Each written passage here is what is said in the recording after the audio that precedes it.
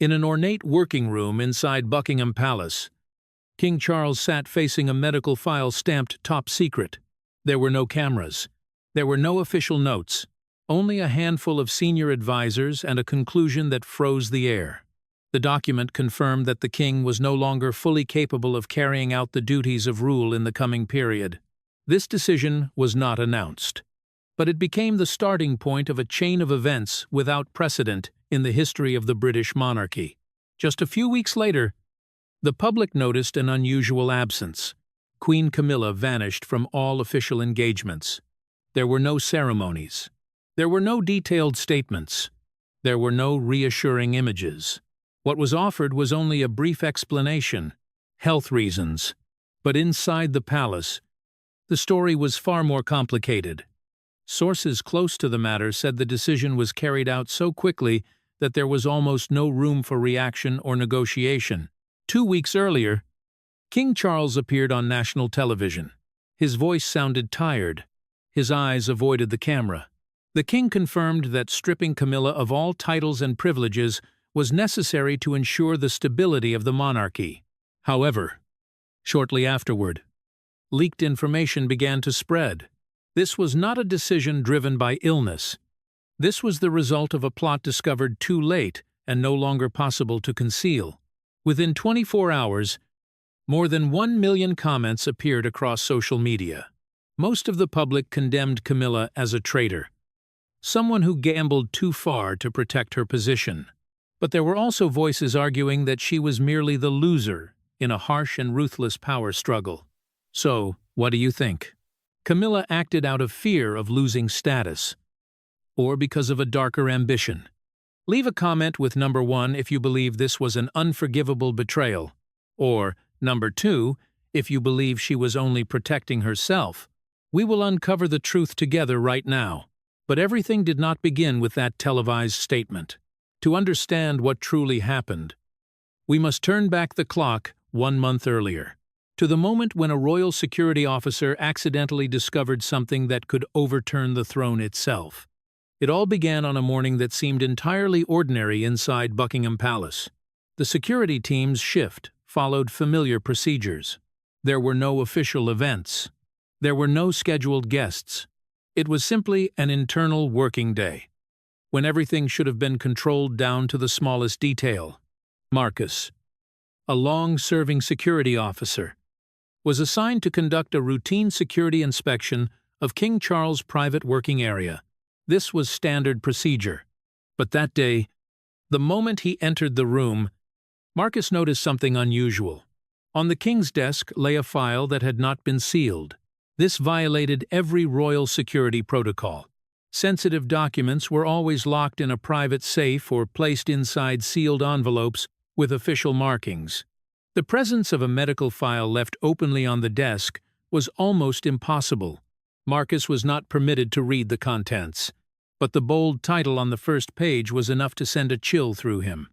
A medical report on the health condition of King Charles, accompanied by a conclusion stating that the king was experiencing a serious decline in his ability to govern and make decisions. Marcus immediately reported the matter through the proper internal chain of command. Less than 10 minutes later, the information was delivered directly to Prince William. William entered the room with his familiar calm demeanor, but those present could sense the tension in every movement he made. William requested to review the entire file. He read slowly, missing nothing, from the phrasing and structure of the language to the signature of the royal physician at the end, and after only a few minutes, William stopped. The first thing that raised his suspicion was the use of medical terminology. It did not match the usual style of the royal medical team. The second was the signature. William was intimately familiar with his father's personal physician's signature. Though it had been carefully copied, there were still minute discrepancies, enough for someone on the inside to recognize immediately. Within 2 minutes, William understood that this was not an administrative error. This was a deliberately prepared document, a forged file, placed in the right location, at the right time, and meant for the right eyes. If this document had been discovered by constitutional advisors or leaked outside the palace, it would have immediately triggered an emergency protocol, a protocol that could have forced King Charles to suspend his powers, or even abdicate. Within 48 hours, this was not a random attack. This was the first step of a carefully calculated plan. William immediately ordered an information lockdown and initiated a full review of everyone who had access to the king's working room during that time. The result made the atmosphere in the room grow heavy. There was only one person who was allowed unrestricted access to this area without registration or supervision. Queen Camilla. She did not need a security pass. She did not need schedule confirmation. Her presence in the working room of King Charles was considered entirely normal and was never questioned. That reality pushed William into a deep internal conflict. The woman who had stood beside his father for more than 20 years, the woman who had endured countless waves of criticism to become queen, could it truly be her? At first, William refused to believe it. He assumed there must be another scenario, a sophisticated external intrusion, a conspiracy aimed at the entire monarchy. But as security data was cross-checked, each hypothesis was eliminated one by one. There were no signs of forced entry. There was no unauthorized access. There were no unfamiliar personnel recorded in the area. Then small details began to align into a disturbing picture. The timing of Camilla's presence inside the palace matched exactly with the window when the file was placed on the desk. Several aides confirmed that she had requested to be alone with the king that morning. There were no witnesses inside the room for nearly 1 hour. William did not rush to a conclusion, but he understood that from this moment forward, everything had changed. This was no longer a story about a forged document. This was now a suspicion of betrayal from within, concealed beneath a surface of intimacy and absolute trust. And as the first pieces of evidence began to surface, William realized that the truth ahead could be more brutal than anything he had ever prepared himself to face. After the forged file was discovered, the most important question was no longer who did it. It was why that person dared to do it. And as the fragments were placed side by side, the motive slowly became clear. Colder and far more calculated than anything the public had ever believed about Camilla. In the months leading up to this moment, the royal household had quietly prepared for a scenario no one wished to speak about. The possibility that King Charles would be forced to reduce his role or transfer power earlier than expected. Although never announced, private discussions revealed that Prince William was ready for the next phase. And within those discussions, one message was delivered with clarity. When the transition occurred, controversial figures would no longer retain prominent roles. According to sources close to the situation, Camilla understood this message more clearly than anyone else. She had been indirectly reminded that her position existed only alongside the authority of King Charles. When the king moved away from the center of power, she would also be pushed aside. Without title, without influence, without a voice. For someone who had spent a lifetime entering the palace at any cost, that prospect was unacceptable. From the fear of being discarded, Camilla began to act, quietly, without haste. According to internal investigative records, over the course of 3 months, she methodically built a plan that appeared simple but was extremely dangerous.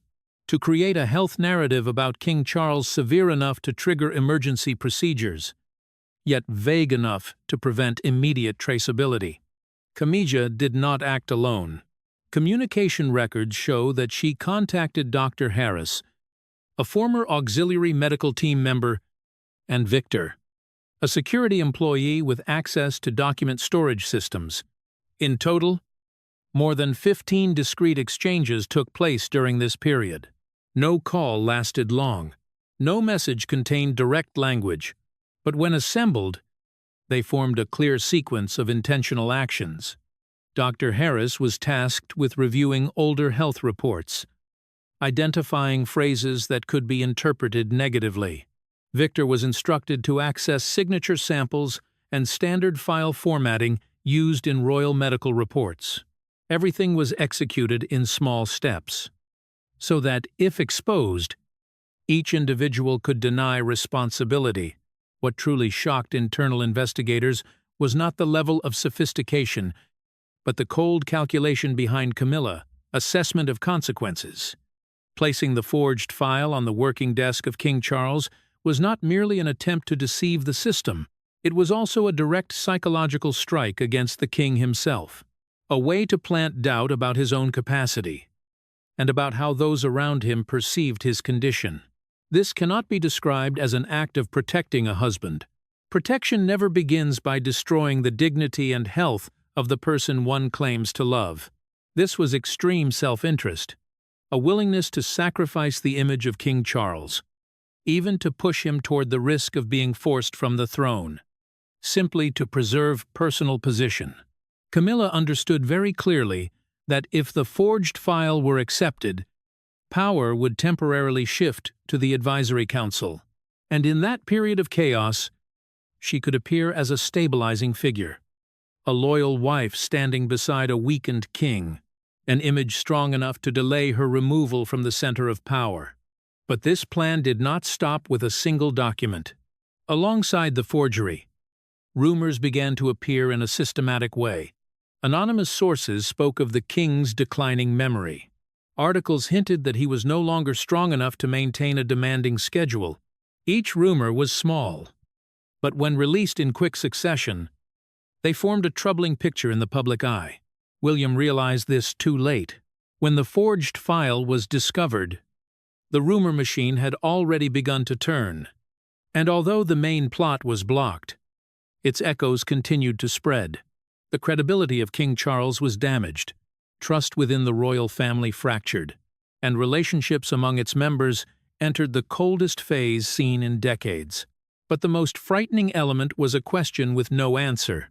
If this plan had not been discovered early, how far would it have gone, and how many more steps had already been prepared, waiting only for the right moment to be activated? If the forged file was the spark, then the rumors were the fuel, and once that fuel had been spread widely enough, the fire moved faster than any internal control within the palace. At first, the whispers appeared in places few people paid attention to: the kitchen, the laundry rooms, the side corridors used by staff.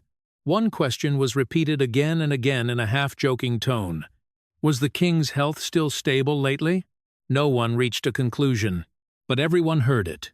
Within 24 hours, the rumor moved beyond service staff. It slipped into administrative corridors, where secretaries and assistants exchanged documents, then into small meeting rooms of the advisory council. According to later internal reports, more than 80% of palace personnel had heard at least once that King Charles was suffering a serious health decline. What stood out was that no one knew where the information originated, yet everyone believed it had some basis. William sensed something was wrong when Marcus reported a detail that seemed minor. An administrative employee had proactively asked whether contingency plans should be prepared for the king's schedule. That question could not arise unless there was a widespread belief that something serious was happening. William immediately ordered a review of the rumor pathway, not by tracing every sentence, but by identifying points of convergence. Who was the first to speak about it in a consistent way? Quiet internal interviews were conducted, and one name appeared more often than any other: Elena. Elena had previously been Camilla's personal secretary. She had access to schedules, documents, and most importantly, the informal communication network inside the palace. Several weeks before the incident erupted, Elena had been dismissed for violating confidentiality rules. The decision was not made public, but it was enough to create personal resentment. In her initial statement, Elena denied all accusations, but when communication data was cross-checked, a clear pattern emerged. She was the one who repeatedly mentioned the king's health in conversations that appeared harmless. She did not confirm anything. She did not reach conclusions. She only suggested, but that was enough for listeners to connect the dots themselves. When confronted with evidence, Elena eventually admitted her role. She confirmed that she had copied the forged file and deliberately placed the document back at different times to create the impression that it was a report being continuously updated. She also admitted that spreading information was intentional. But what stunned William and the investigators was her next confession. Elena said she was not the planner. She only followed instructions.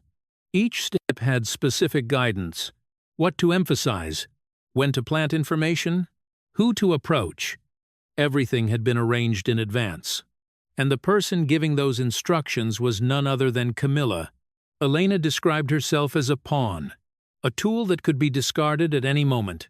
She said that Camilla understood very well the psychology of long-serving palace staff. They trusted what they heard from familiar people. They did not trust dry official statements. That was why the rumors had to be planted from within, through people who did not appear powerful.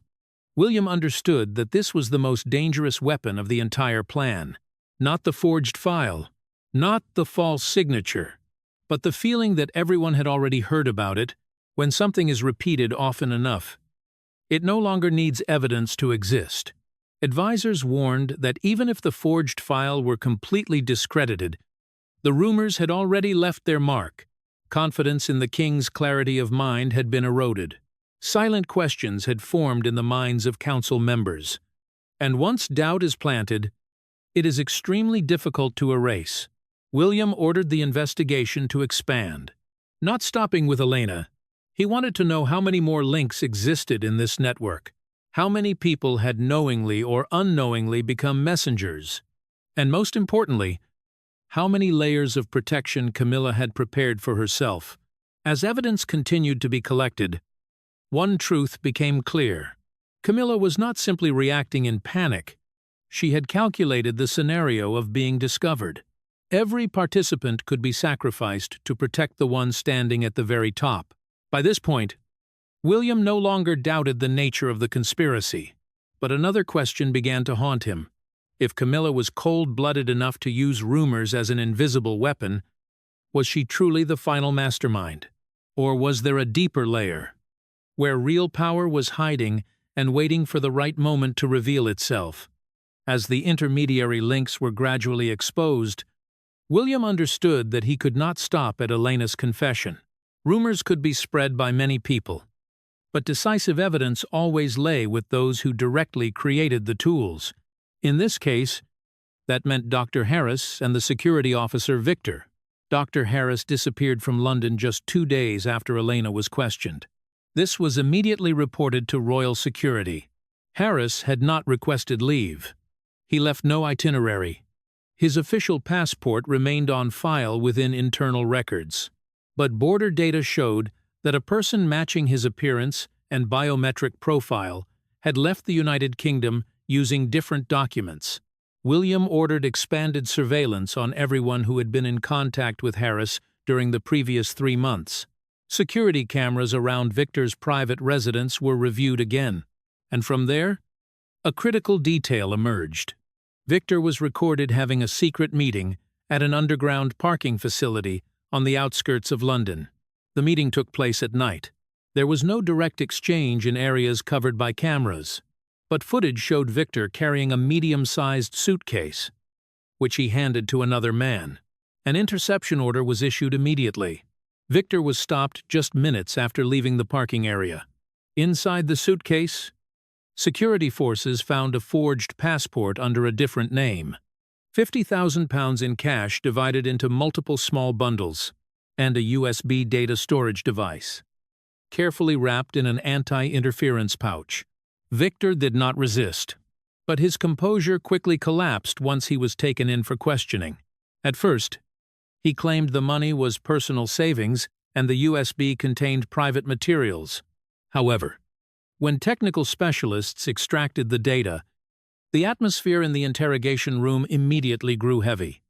The USB contained more than 12 minutes of continuous audio recording. The sound was clear. There were no signs of editing. The content consisted of detailed instructions on how to forge medical documents, on when to place the file, on the exact position on the king's desk, and what none of those present could deny was the voice heard in the recording. According to a preliminary conclusion by the audio analysis unit, the voice in the recording matched Camilla with a very high level of identification. In the recording, the speaker showed no hesitation.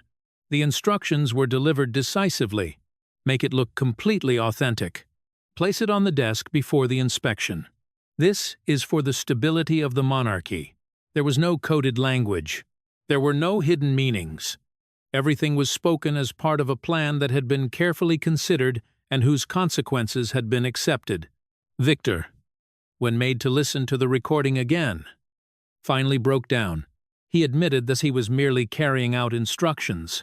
His task was to ensure the document was printed in the correct format, placed in the correct position, and if necessary, replaced with another version to create the impression of updates. The forged passport and the cash were the final payment for leaving the United Kingdom quietly. Dr. Harris was identified as the one responsible for altering the medical content, not writing it entirely from scratch, but distorting existing phrases, exploiting older notes about the king's fatigue, turning them into more serious conclusions. Enough to cause alarm but difficult to refute immediately. William was briefed on the full contents during a closed meeting. There were no media advisors. There were no secretaries. Only those who needed to know. When the recording was played, the room fell into a prolonged silence. This was no longer suspicion, no longer speculation. According to internal assessments, this evidence was sufficient to confirm that the conspiracy did not arise from misunderstanding or impulsive action. It was a structured plan, with someone giving orders, with people carrying them out. With an exit strategy, William realized that the severity of the situation far exceeded anything he had anticipated. This was not merely an act of betrayal within a marriage. If the allegations were true, it was a betrayal of the throne and of the entire system built on trust and legitimacy. Once the health of a monarch is turned into a political tool, no boundary remains respected. And if this plan had succeeded, the consequences would not have stopped at a transfer of power. It would have destroyed the moral foundation on which the monarchy depends to exist.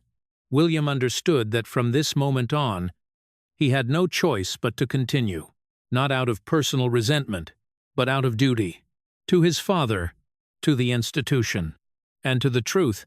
With undeniable evidence now lying on the table, William no longer hesitated. But he also knew that the next step would be the most dangerous, because once the truth was brought into the light, no one inside the palace would remain untouched by the shock that was about to follow. An emergency meeting of the Royal Council was convened. There was no statement. There was no public schedule. Members were instructed to appear as quickly as possible. The atmosphere inside the palace at that time was described as heavier and more tense than any meeting in many years. William entered the meeting room carrying a thick dossier. There was no lengthy introduction. He stated that what was about to be presented directly concerned the security of the throne and the legitimacy of the monarchy. All personal recording devices were ordered to be turned off. The meeting was completely sealed. The first document presented was the forged medical file. William explained the process of its discovery, how the signature had been falsified, how the content had been deliberately distorted. Next came emails and communication records between those involved. Each detail was placed precisely in its position within the chain of events. There was no emotion, no speculation, only sequence. When the USB was placed on the table and the recording was played, the room fell into absolute silence. The voice was clear. The instructions were specific. Timing, placement, purpose. No one in the room needed further explanation of the seriousness of the content. Camilla sat motionless throughout the process. Earlier, she had denied all allegations. She stated that she knew nothing about the forged file, that she was not involved in the rumors, that she had no role in any action that harmed the king. But when the familiar voice echoed through the closed room, the denials stopped. She said nothing further. She did not argue. She did not ask for verification. According to those present, it was the moment when all arguments became meaningless. Camilla's prolonged silence was understood as the absence of any remaining denial. King Charles listened to the entire meeting. He did not interrupt. He did not react immediately. When the recording ended, he requested a pause of several minutes. Advisors were asked to leave the room. Only members of the inner royal circle remained. The decision that followed did not require a vote. According to internal accounts, the king said this was something he never wished to face, but also something that could not be avoided. When trust is broken at this level, there is no room for compromise. King Charles ordered the removal of all royal titles and privileges from Camilla. All official representative roles ended immediately. She was no longer permitted to appear in any activity related to the monarchy. The decision also specified that her mandatory residence would be an estate in Scotland, completely separated from the center of power and the media.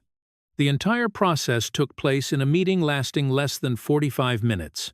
There was no prolonged debate, no bargaining, no second chance. For many members of the council, it was a swift conclusion, but not an unexpected one. Given that the evidence had passed every threshold of doubt, Camilla left the meeting room without a statement. No tears, no public reaction. According to sources, she was instructed to arrange her departure from the palace in the shortest possible time, under discreet supervision by royal security. No images were permitted to appear. After the meeting, the royal household quickly issued a brief notice. It did not go into detail. It simply confirmed that for reasons related to institutional stability, Camilla no longer held any role within the monarchy. The statement was sufficient to close the final chapter of the story on the surface. But internally, the damage was significant. Trust among members was severely harmed. The image of the monarchy before the public suffered a major shock. And for King Charles, this was the most painful personal decision of his reign. William was reported to be the last person to leave the meeting room. According to witnesses, he showed no sense of relief. Only the exhaustion of someone forced to do what was necessary. Knowing that the consequences would last long afterward, the monarchy continued to operate. Schedules resumed. Ceremonies proceeded as usual. But what happened in that closed room could not be erased. It became a reminder that power is not only threatened from outside, sometimes the greatest danger comes from those closest. And although on the surface everything gradually returned to normal, the fracture within the monarchy remained, silent, persistent, and not easily healed. After days of prolonged silence, King Charles reappeared before the public in a tightly controlled setting. There was no lengthy statement, no attempt to reclaim image through emotion, only a short, clear, and direct message intended to suppress the doubts that had spread in recent weeks. The king rejected rumors related to a severe decline in his health. He affirmed that he remained fully capable of carrying out his constitutional duties, and that all reports to the contrary did not reflect the truth. The message was designed to emphasize continuity of the monarchy rather than focus on the individual.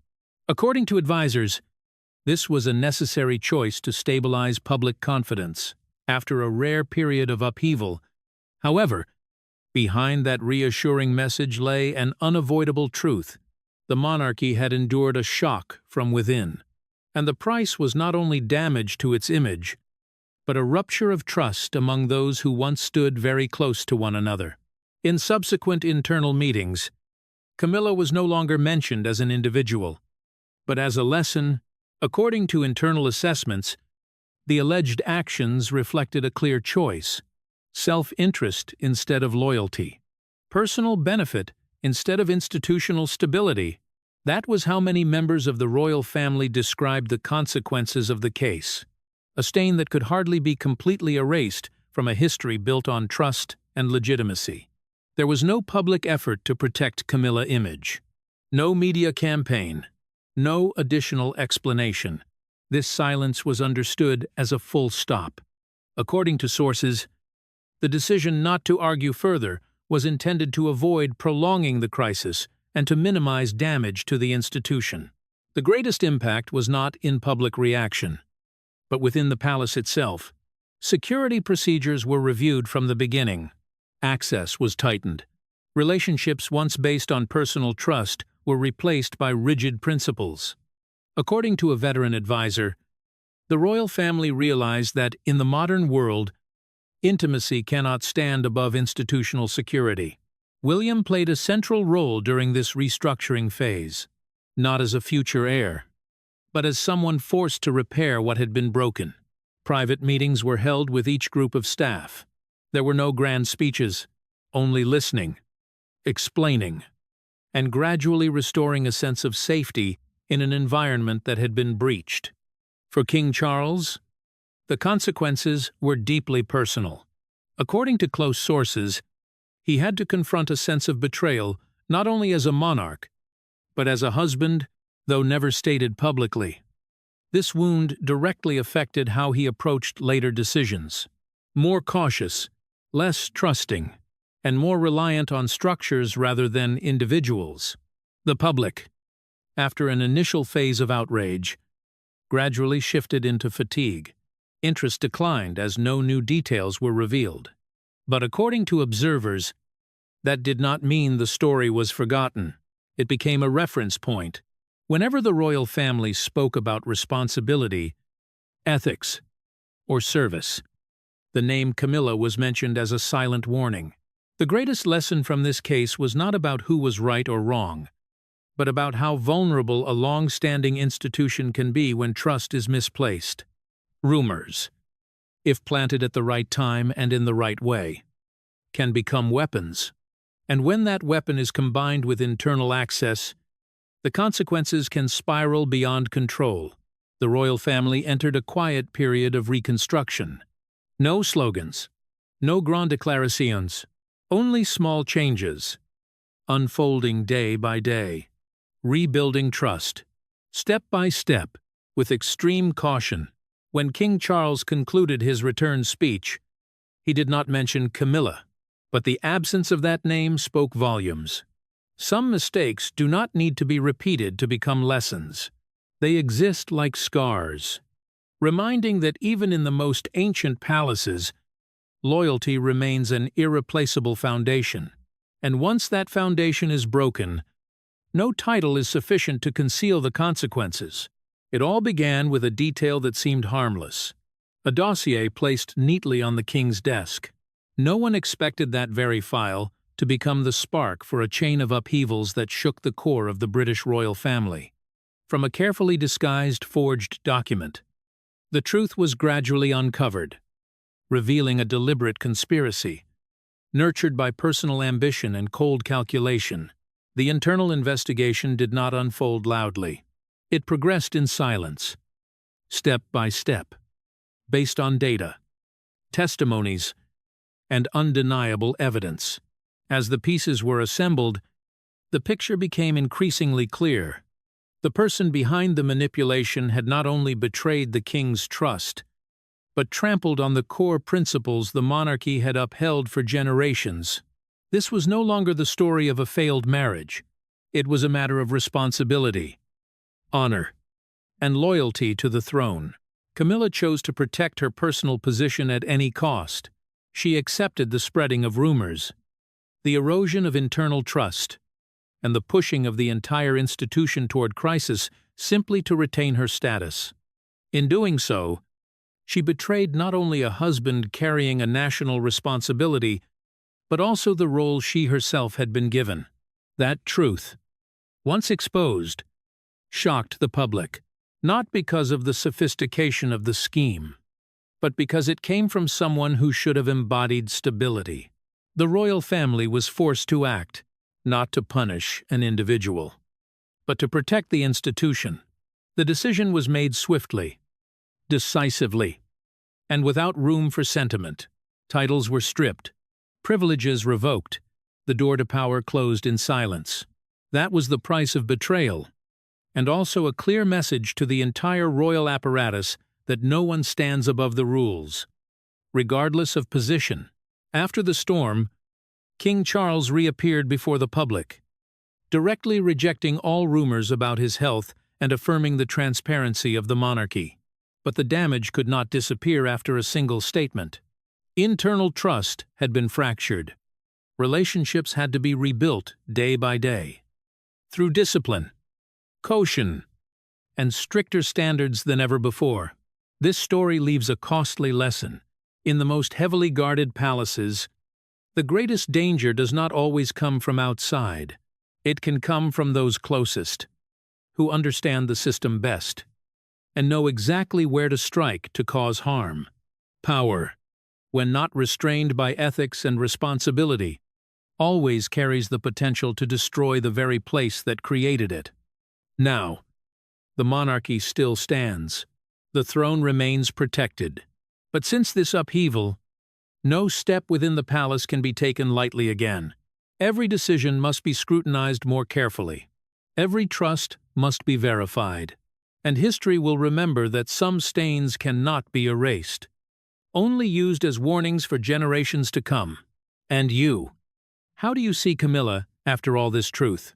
Did you choose one or two at the beginning of the video? Leave your thoughts in the comments. Like if you support William in protecting the throne through transparency. Share so the truth can spread. And do not forget to subscribe to continue following the next royal bombshells.